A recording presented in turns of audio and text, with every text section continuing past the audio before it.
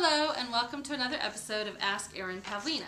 Today's question comes from Jose. He writes, what is the best way to entice a spirit to speak through an EVP while ghost hunting? Great question.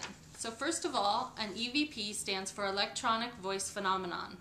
And what that is ghost hunters or paranormal investigators will take a digital voice recorder out into the field and they will ask questions of a spirit or of an area, hoping that a spirit will answer. We would not be able to hear the answer with our human ears, but the digital voice recorders are able to pick up different frequencies than we are.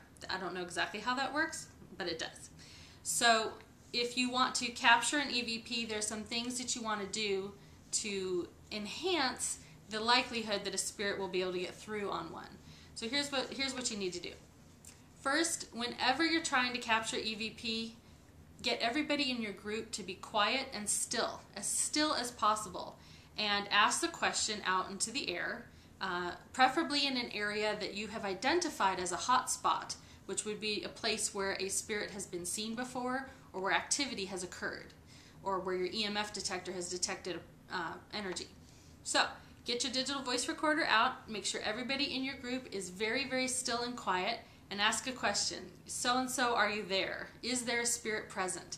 And then wait like 5 or 10 seconds, because you don't want to, wait 5 or 10 seconds so people, with nobody talking, moving, shifting, or making any kind of noises. If anybody in your party makes a known noise, they should immediately identify it. That was my stomach rumbling, that was my shoe squeaking, so that later when you're analyzing the data, you don't mistake that for spirit communication. So be as quiet as possible. So you ask the question out into the air and you wait 5 or 10 seconds, and then you ask another question, and you keep doing that until you're done with an area or until you're done with questions. You probably will not hear anything with your physical ears, but later when you're going through the recording you may pick up something. It's not always easy to interpret what comes through. Another thing I would suggest is know what kind of spirit you're dealing with. If you're in an area where there's a very mean, nasty, like murderous spirit, or a spirit that was very mean and angry in life, sometimes the best way to get them to come through is to agitate them. You want to kind of get your strongest character in your group to call them out. Hey, I don't believe in you. We don't think you exist. You got nothing. And that usually is enough to get some activity going.